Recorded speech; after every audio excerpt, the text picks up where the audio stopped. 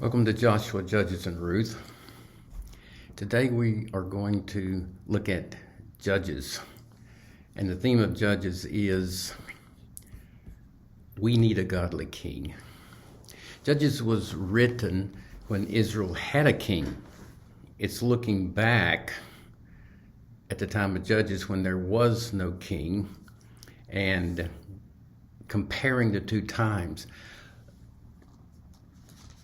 These two verses here, chapter 17:6 and 21:25, are the key verses.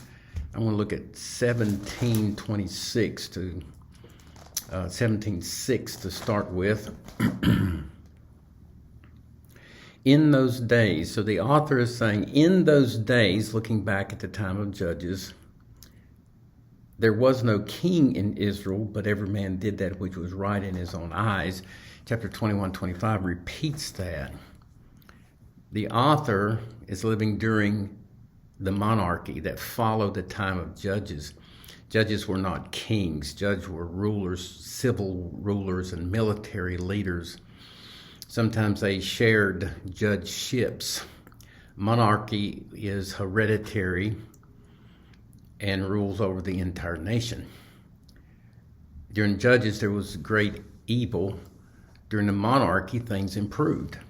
So the writer, writing during the monarchy, looks back at the time of Judges and says, during the time of Judges, there was no king, and that is part of the reason for the wickedness.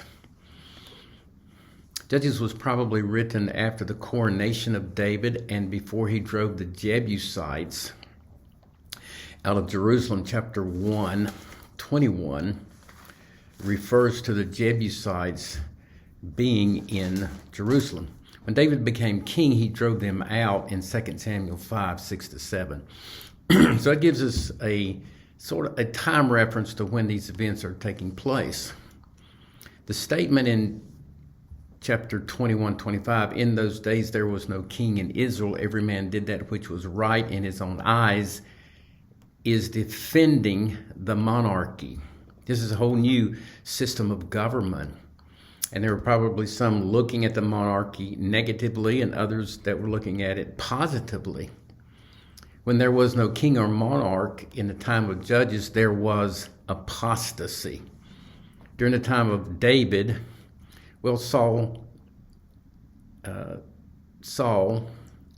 David, and Solomon, the country was better. They were saying, the author of Judges, a godly king can lead us to worship and serve the Lord, and certainly David did that. The theme of we need a godly leader or king fits the theme throughout Scripture. At least one of the themes, God is king. In the Old Testament, Psalm 103, the psalmist said, the Lord has prepared his throne in the heavens, and his kingdom rules over all. Some people believe this is the overarching theme in Scripture. It's definitely one of the main themes. 1 Timothy chapter 1 and verse 17. Now unto the King eternal be glory and honor and praise. And then when you get to if you want to look into the future, Revelation 19:16, when Jesus returns, he returns as King of Kings. So there's just a brief sampling of verses that support this theme in Scripture. God is king. And Israel needed a king in the time of the Judges because the tribal leaders failed to defeat the enemy. When Joshua was the leader, he wasn't the king, but he was the strong leader. He, in essence, went in, possessed the land of Israel, and divided that up among the 12 tribes. And then the 12 tribes, as we know, were supposed to clean up, mop up those enemies that were not taken in that original defeat. But the tribal leaders failed. And then the judges failed. Following the tribal leaders, God raised up these judges or saviors, but they failed. Here's a question that's sometimes debated. Was it God's will for Israel to have a human king when God was their king? And it's usually based on this passage here, 1 Samuel chapter 8. 1 Samuel follows the time of Judges. Samuel was a judge, the last of the judges. And eventually, when Samuel is old, the people rise up and say, "Give us a king." Looking for Samuel 8, verse 5. And the Israelites said unto Samuel, quote, "Behold, you are old, and your sons walk not in your ways. Now make us a king to judge us like all the nations." In verse 6, but the thing displeased Samuel when they said, "Give us a king to judge us." It is debated,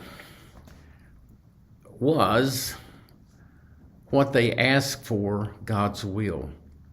And then why did God give Israel a king, Saul, to begin with? So here's some issues that we need to deal with. Was man in control of what happened here in 1 Samuel chapter 8? Because man failed to accept God as their king,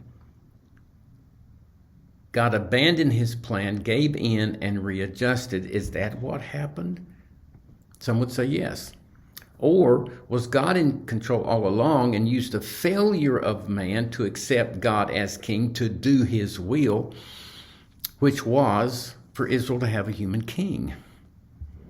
Who is in control of what happened in 1 Samuel chapter 8? A similar question can be asked about the death of Christ. Was man in control of what happened because man failed to accept Christ as king because he came and offered himself to Israel as king? Was man in control of what happened and God abandoned his original plan to set up the kingdom for plan B, which was the death of Christ? Some people think that is our view. That is, we who believe in a pre-millennial coming of Christ, we who believe that when Christ came, he actually offered legitimately bona fide kingdom. And had Israel accepted, he would have become their king. But then those who would say, no, we believe in an amillennial or postmillennial reign of Christ, that he came and actually did set up the kingdom or began the kingdom to be set up in process. You who believe that he genuinely offered the kingdom to Israel, and had they accepted, he would have begun to reign, you have just eliminated the cross. Well, it's all hypothetical. That did not happen. But was that offer legitimate? We believe it was. We don't believe God was teasing Israel.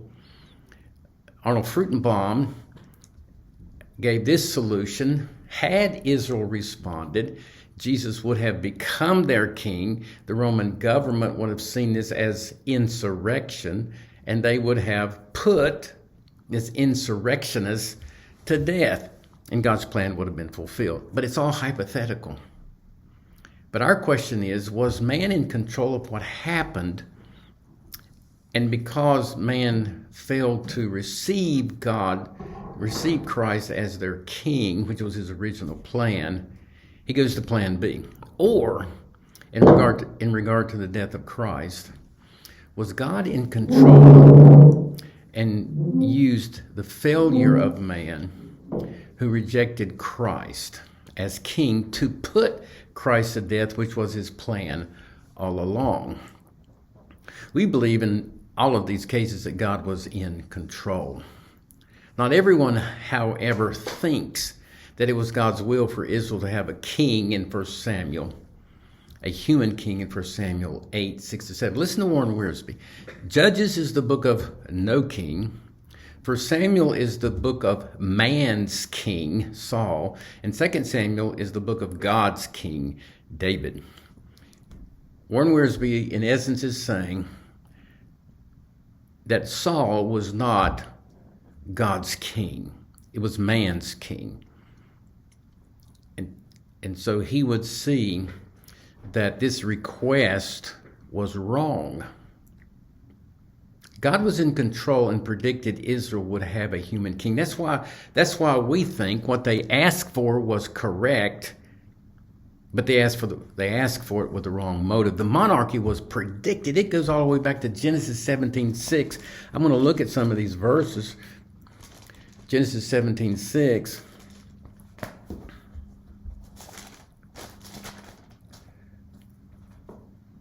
And I will make you exceedingly fruitful. This is God's promise to Abraham, and will make a nation of you, and kings shall come out of you. All of these references here are predictions of the monarchy or the coming kingdom. It was God's will for the monarchy to come. And when you get to Deuteronomy 17, God lays out the qualifications of that king when he comes. Beginning in verse 14, and when you are come into the land which the Lord your God gives you, and shall possess it, and shall dwell therein, and shall say, now this is really important right here, because this is almost an exact quote from the leaders of Israel to Samuel in 1 Samuel 8, when they requested a king. I will set a king over me like as all the nations that are about me. He goes on to give the qualifications. Here is what God had predetermined would be in the future, a monarchy. The monarchy was requested, as we just saw in 1 Samuel 8:5, and they said unto him, Israel said unto Samuel, behold, you are old, and your sons walk not. Now make us a king to judge us like all the nations, quoting from Deuteronomy 17. The monarchy was requested because of internal apostasy.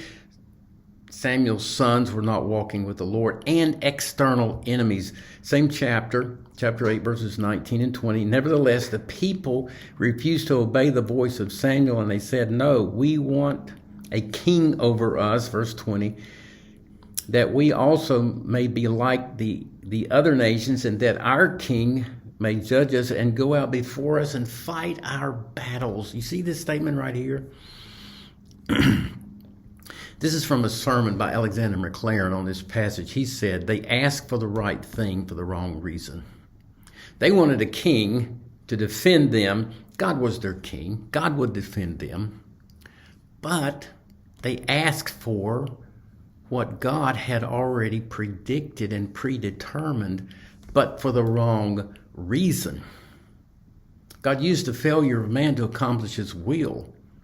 With the monarchy, he accomplished his will through the failure of men to institute the monarchy.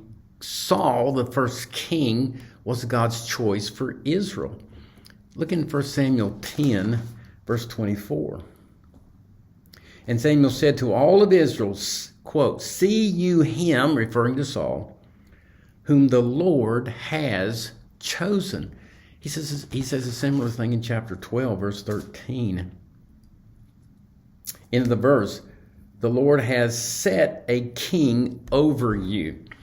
God can use the failure of man to accomplish his will. That's true in the death of Christ. I'm going to go to Acts chapter 2, because we are making this comparison. Remember, Jesus came, presented himself as king, and what did they say? We will have no king, no man to reign over us. We will not have this man, referring to Christ, to reign over us. They rejected the king.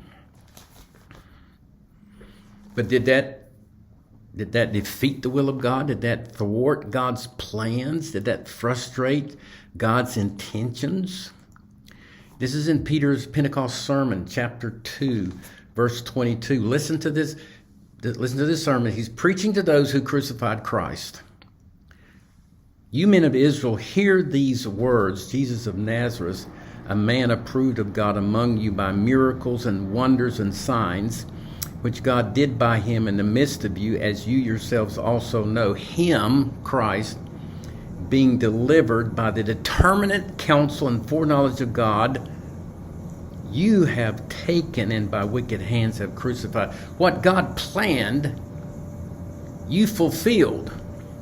But I'm going to hold you accountable for that. You did it with wicked hands. God used the failure of man to accomplish his will, which God had planned before the foundation of the world. That's what 1 Peter 1, 18 and 20 say. God can use the failure of man to accomplish his will. He did that with the monarchy and the Israelites asking for the right thing for the wrong reason. He did it with the death of Christ when Jews with wicked hands put Jesus to death, what God had predetermined before the foundation of the world. God can do that in your circumstances. That's what Romans 8:28 is all about. And we know that all things work together for good to them that love God, to them who are the called according to his purpose.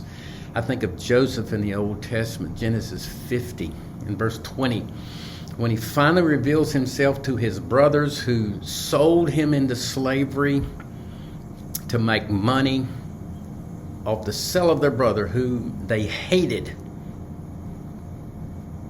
But many years later, after God had promoted Joseph and he revealed who he was to his brothers, he said, "You meant it for evil. God meant it for good."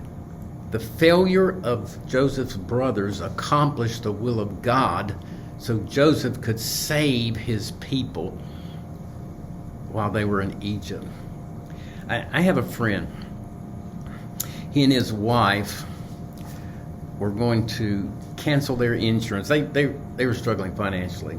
They were going to cut hers back, the coverage on hers back, and just cancel his completely. So the wife was taking care of that. She made a mistake.